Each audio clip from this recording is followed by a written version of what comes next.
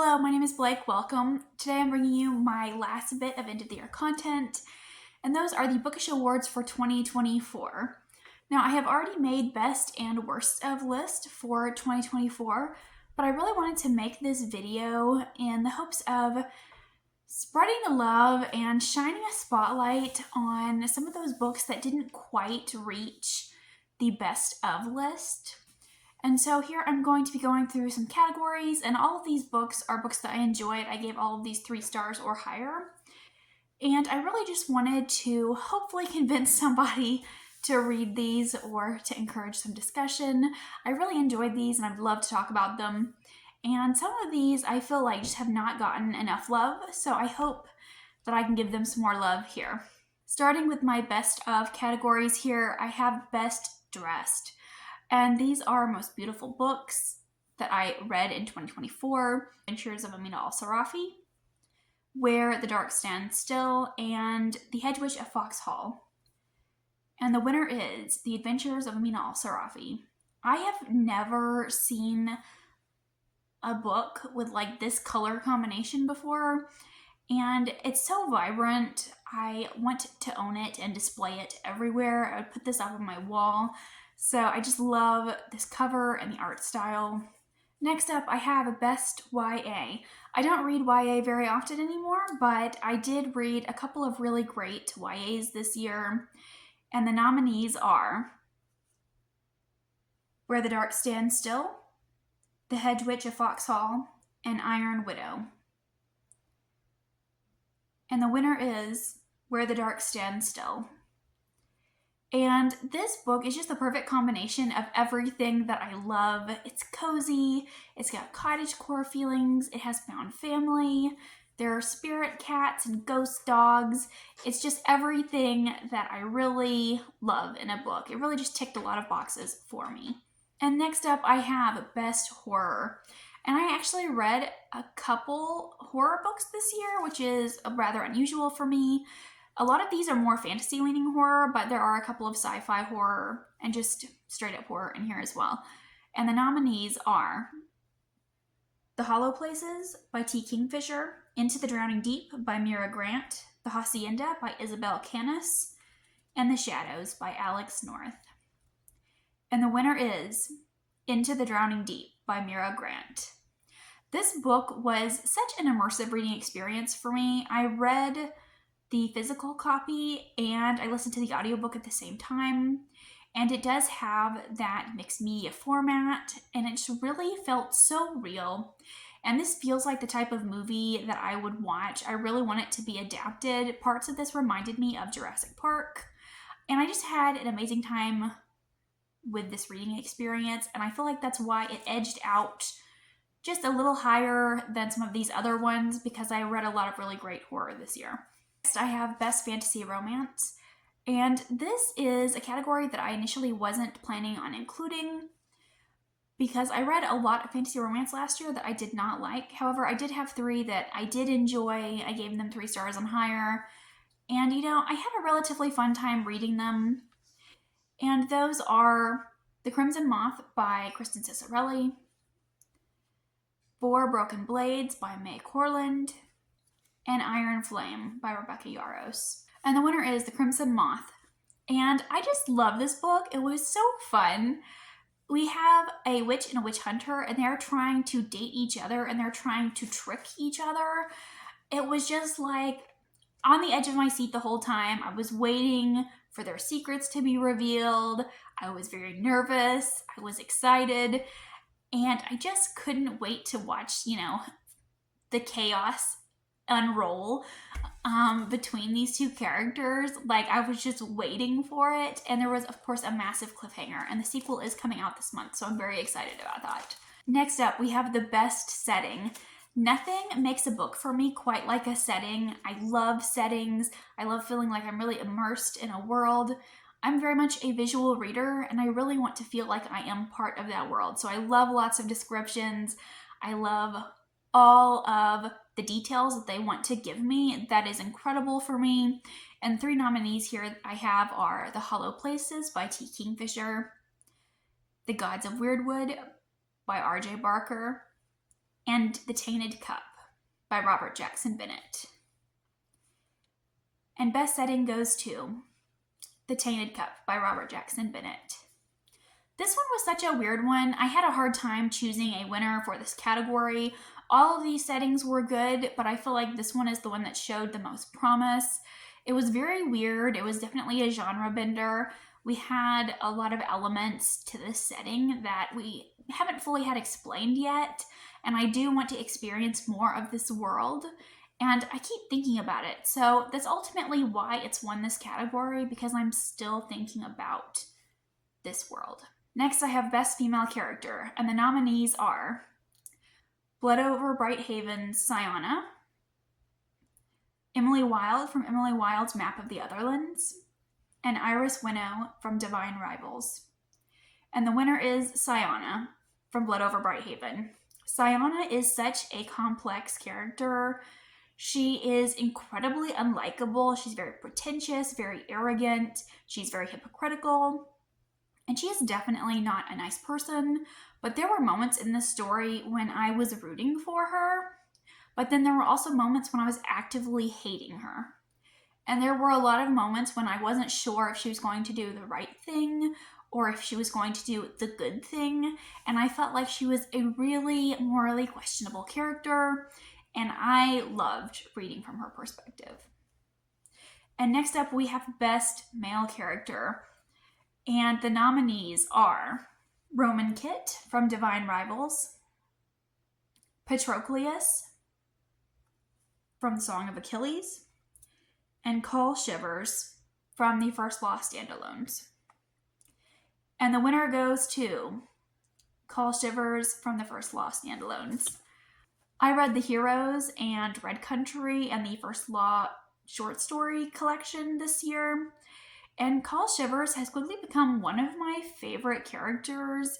He's very interesting, and he makes a lot of questionable decisions, and I really want to know why he's done certain things or his motivations for doing certain things. And sometimes he really surprises me with the choices that he makes. I would read 10 books with this man. I'm obsessed with him, and I can't tell you why, but every time he is on page, every time he is mentioned in a story, I'm immediately intrigued. I immediately want to know more. And I normally read and reread the sections where he appears in, and I feel like he just does not have enough page time, but I love him. Next year, I have Best Couple. I don't always love romance in my book, and there are often times when I don't like the main ship of a book, but I had a couple this year that I did really enjoy, and I did want to mention them. And first, we have Iris and Roman from Divine Rivals. These characters have been through a lot. They need a break. Seriously. Like Rebecca Ross, please be nice to them. Next, I have Emily and Wendell. I really love that these characters have like opposite gender roles. We have Wendell, who's the more friendly and outgoing one, and he's very much a drama queen. And then we have Emily, who is very introverted and keeps to herself, and she really struggles socially. And I love an antisocial queen. I find her very relatable, and that's ultimately why she's here on this list. Lastly, I have Warren and Isolde from The Hexologist. And they are a married couple that solve crimes. And the winners are Warren and Isolde from The Hexologist. I rarely see married couples in fantasy books, and I feel like Warren and Isolde really understand each other, and they have like these reverse gender roles, which I really appreciate, and I feel like they really love and support one another. And again, I feel like that's not something that I see a lot in fantasy books, and they really root for one another and love one another, and they have a very healthy relationship. So 5 stars across the board for their great relationship. And next, I will be getting into my trends here. I kind of tailor this specifically to certain things that I read in 2024. And I feel like I definitely noticed some themes and patterns to my reading last year. I was reading a lot of academia, a lot of cozy fantasy, retellings. I threw some historical fantasy in there. So I feel like I was definitely reaching for certain books. I'm not going to be going through all of them because I feel like that might be a little repetitive, but I will be going through some key categories that I definitely noticed and I want to talk about here. And the first up is dark academia. The nominees are A Study in Drowning by Ava Reed, The Immortal Dark by Tigist Girma, and Blood Over Brighthaven by M.L. Wong. And the winner is Blood Over Brighthaven by M.L. Wong. And the reason why this one has won the category is because I feel like it's incredibly layered. I think it's very complex. We have complex characters. We have a complex world. I love the magic system. We have a lot of dark themes and discussions that are present in this book. And ultimately, it really just blew me away with the quality of the writing style and how quickly I flew through this book. And on the flip side of that, we have light academia. And the nominees for this category are Emily Wilde's Map of the Otherlands, The Song of Achilles, and Empire of Shadows by Jacqueline Benson. And the winner is Emily Wilde's Map of the Otherlands. Ultimately, I feel like there was no question as to who would win this light academia category. I really love that this book included a lot of those academia aspects.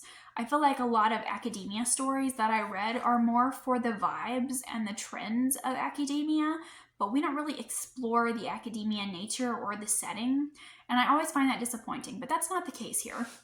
I really love that we are following these fairy scholars as they are on a research expedition.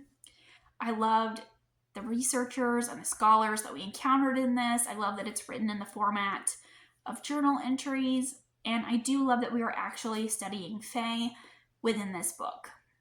So truly a light academia reading experience. And next up here we have Best Retelling.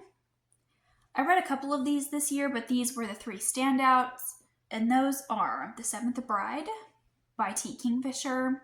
This is a YA fantasy. It is a very loose Bluebeard retelling.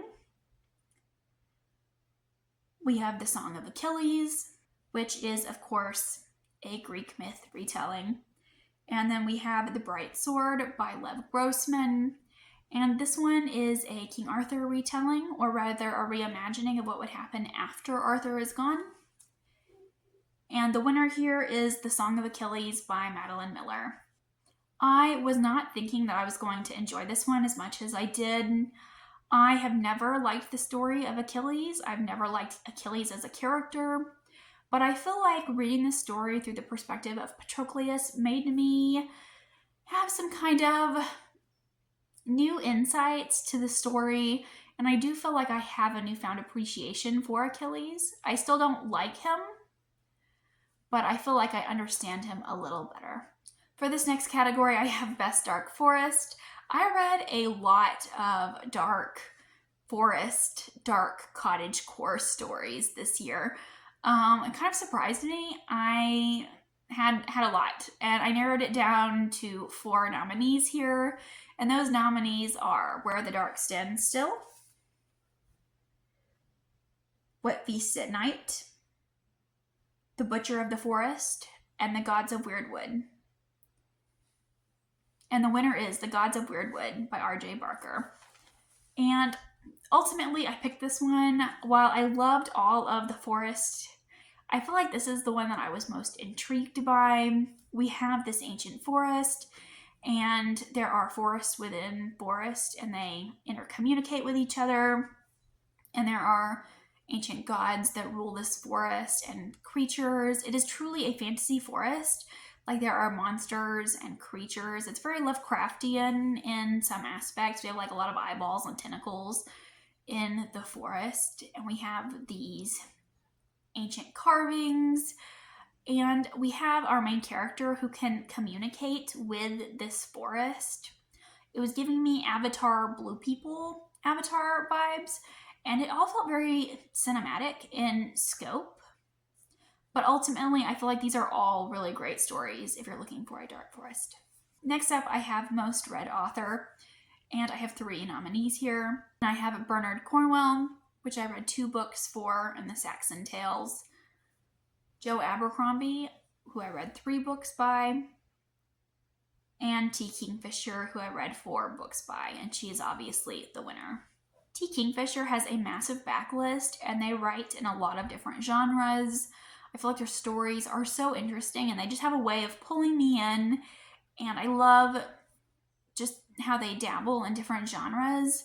I feel like they really have a book for every mood that I'm in, whether that's a fairy tale or a retelling or something lighthearted, or if I'm looking for horror, or if I'm looking for something darker. I feel like they will always have a book that I can pick up, and I really love that. But those are all of the nomination categories. Let me know if you've read any of these. Let me know if you would have voted something different in these categories, because I would love to know. Thank you for watching, and I'll see you again soon. Bye.